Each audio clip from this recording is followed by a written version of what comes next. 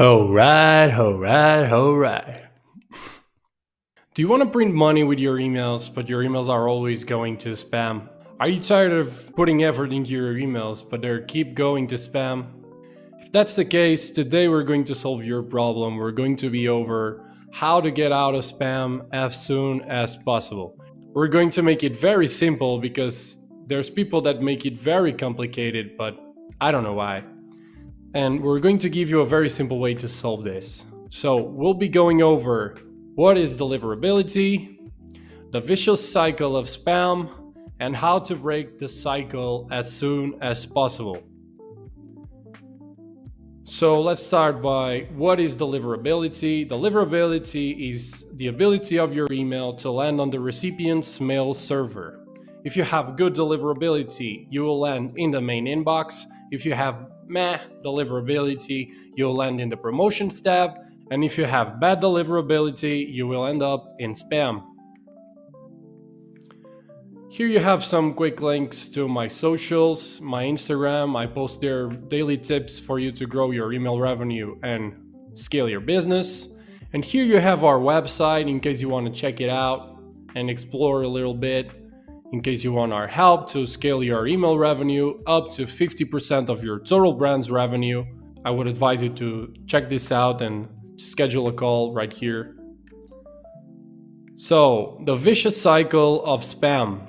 When it comes to your emails going to spam, the cycle is actually way more simple than you can imagine. If you have bad performance emails, meaning low opens and low clicks, you'll end up with a bad sender reputation. Therefore, you're going to be flagged by Gmail, by Google, and then they're going to send your emails to spam.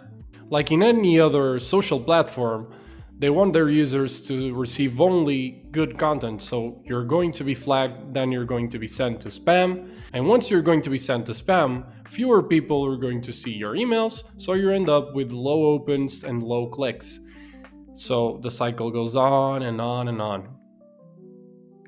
How can we break the cycle?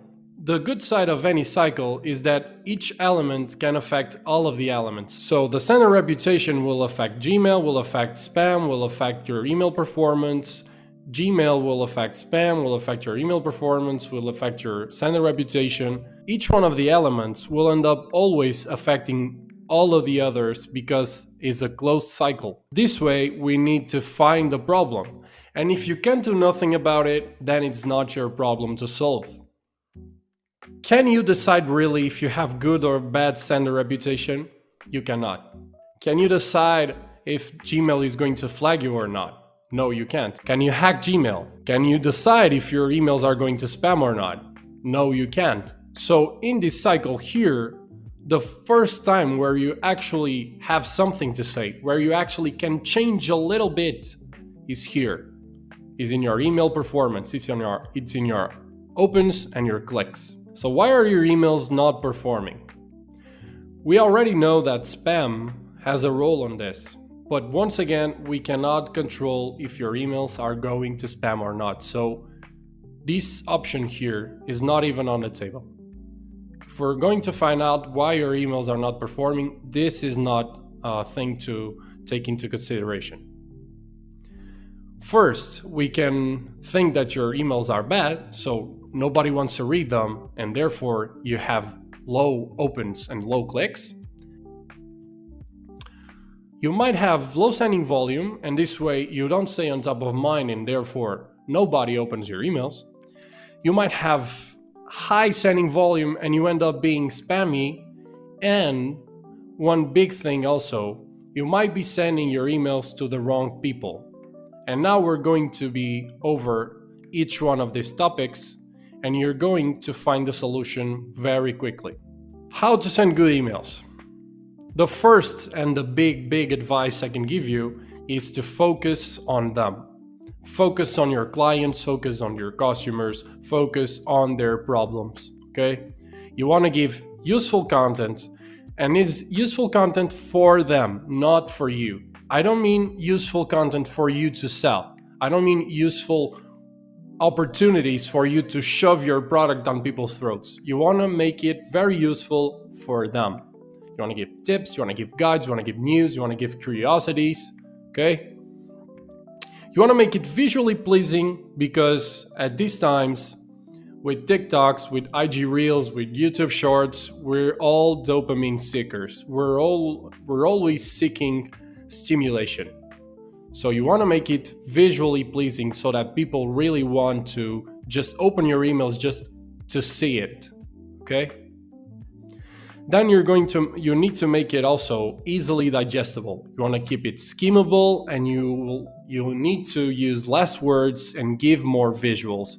That is why I find this email a very good example, because it's very skimmable. You almost don't have any text. You don't even need to read it. You can just stare at it and your brain will process the information by itself. As you can see, very simple, very pleasing visually. You can see some more information, but in a very visual way.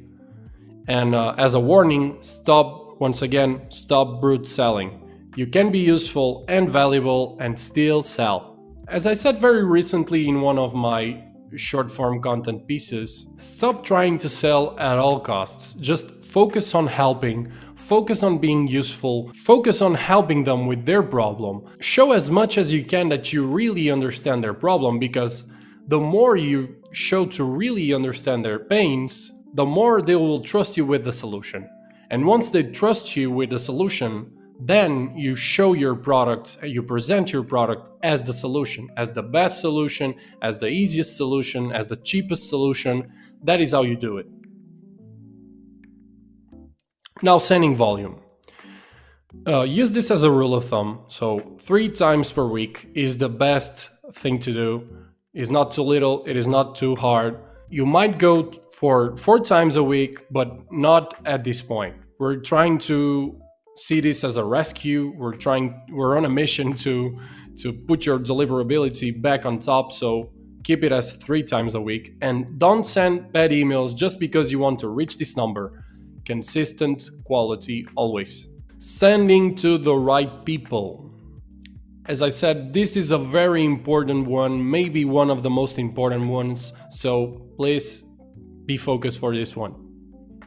Send to people who already open your emails. This is a very simple one, very straightforward. It might sound almost stupid, but still, I don't see people doing this most of the times. So, for starters, let's focus on our flows. We only keep on the high engagement flows. You want to turn off all of the others that are more likely to not be open, to not be clicked. So we're going to keep welcome flow because we give a discount. Most of the times our welcome flows have discounts, so we're going to keep welcome flow, the abandoned cart, the abandoned checkout, and also the post-purchase flow. All of the others we're going to turn off. So we're done with the flows. If you do this, you're done with the flows, so we can focus now on campaigns. And for campaigns, you wanna focus on creating and segmenting your list. You wanna segment your list. You're going to create all of these segments, so the people that engaged with our emails in the last 90 days, 60 days, 30 days, and 14 days. All of this. And then we're going to start sending campaigns only for the 14-day engaged list. So these 3 times per week are going to be only for these 14-day engaged list. When you start seeing results with this, then you can start thinking about expanding. You're going to expand step by step. So you're going to skip from 14-day to 30-day, and then for 60-day, and then for 90-day.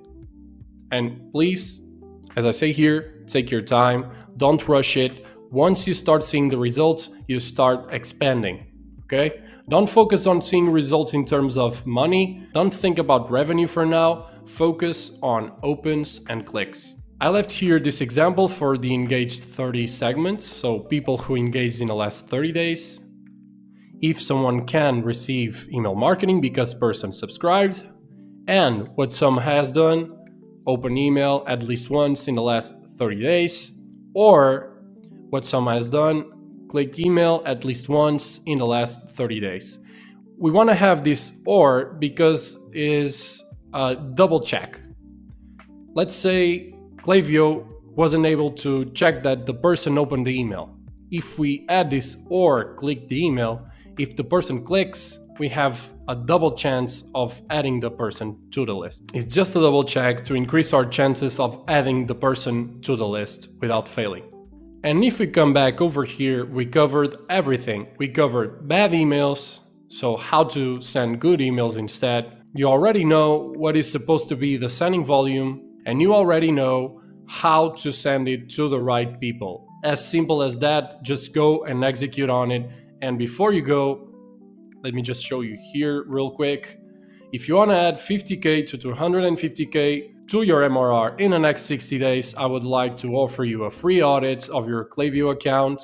I have a video here explaining everything. Basically, once we do this audit, we'll give you a roadmap for you to execute on. But if we both feel like we're a good fit, maybe we can work together in the future. But worst case scenario, you'll go with a free and complete guide for your team to execute on and achieve these results by yourself. So if you want to book a call, you also have our Calendly link right here. So go ahead and book a call.